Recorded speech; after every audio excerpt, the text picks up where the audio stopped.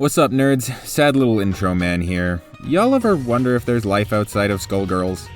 When we talk about potential fighting game representation in Fraymakers, it feels like the whole community kinda automatically veers in that direction.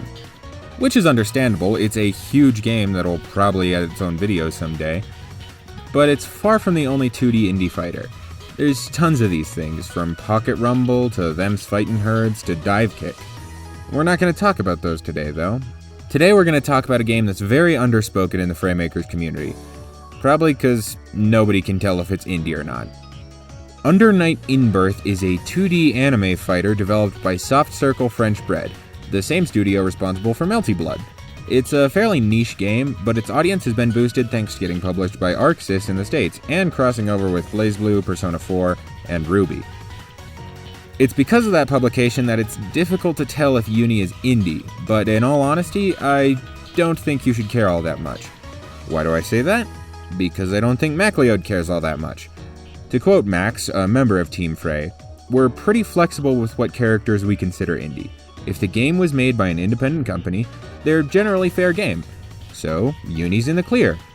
Maybe. Whatever, it doesn't help us to ponder that forever. Let's just start talking about moves." As is tradition, let's start with the specials. Hyde is the protagonist of a traditional 2D fighter, so we're going to borrow Smash's gimmick for Ryu, Ken, and Terry, where you can use the special input for an attack, but using the original input will produce a stronger effect. However, that's not going to be Hyde's only gimmick. In addition to the original inputs, Hyde can also perform secondary inputs after the first ones to expand on his neutral and side specials. Let me explain. The neutral special is Hyde's very own Hadoken, Black Orbiter.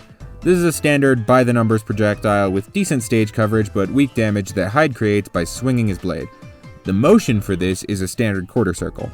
But if Hyde uses the input again while the first projectile is still on screen, the move will become Black Lotus, which makes the first projectile burst and deal more damage. The side special is going to be Vacant Shift, where Hyde leaps into the air and performs an upward slash.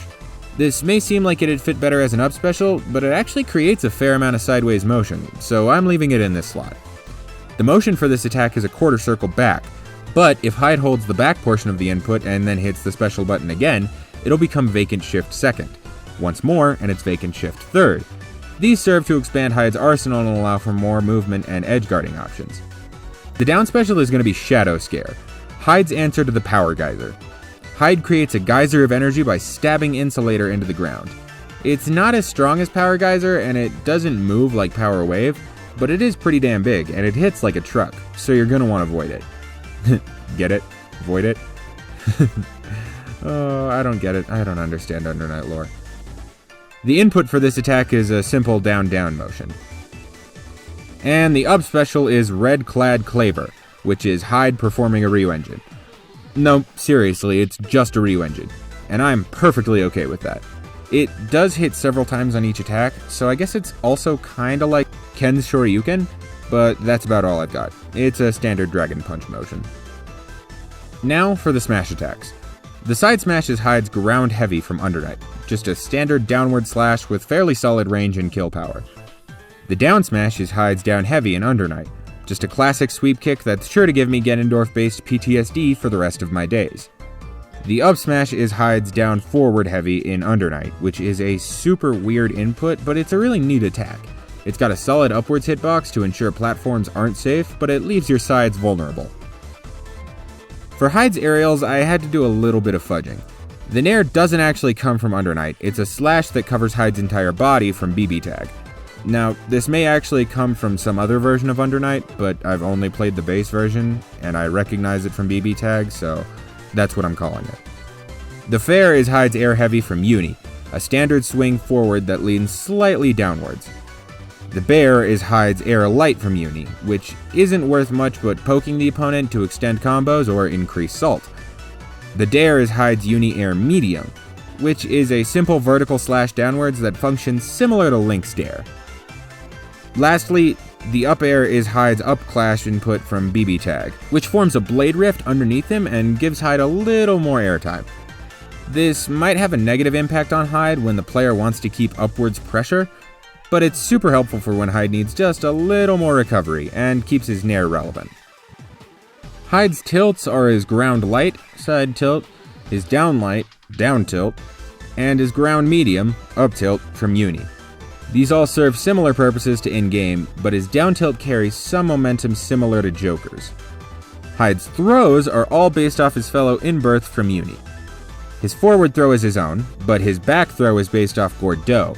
His down throw is based on Linné, and his up throw is based on Seth, although Hyde's insulator takes the place of Linné's sword and Seth's daggers in these animations. Hyde actually lacks a traditional jab and a pummel. Instead, he trades them for his light auto combo from Uni. It'll deal similar damage, but won't finish with a powerful launcher. Instead, it'll carry both parties a decent distance across the stage. Lastly, Hyde's super will take the form of Gyro Vortex, which functions kinda like Pyra's Burning Sword.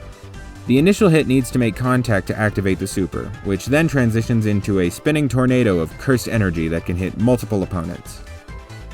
For the stage, there's tons to use, but I'm going to suggest High Rise Tower, which is set over the skyline of a Japanese city. It's pretty basic, but I think the darker tone will set it apart from the rest of Fraymakers stages. For the song, I think the best fit is, I'm sorry if I butcher this, Aruku Sagata ha Yuri no Hana, Yuzuriha's theme. It's not directly related to Hyde, but I think it sounds great, and it fits the tone of the stage perfectly. That, or the CSS theme Gathers Under Night, which is way better than it has any right to be. If we wanted to steal that, I would be perfectly okay with it. Anyways, I think that Hyde is a character that has a lot of potential to be insanely hype, and if they do his representation right, it could make for one of the coolest characters in the game. Thank y'all for watching. That's all I've really got to say, so if you enjoyed, please consider doing all the standard YouTube things, liking, subscribing, hitting the bell, all that jazz. If you have something to add or correct me on, or if you're a Melty Blood fan who wishes I mentioned that game, feel free to comment below. My Twitter's in the description. Give me a follow there if you feel like it, and I'll see y'all next time. Peace out.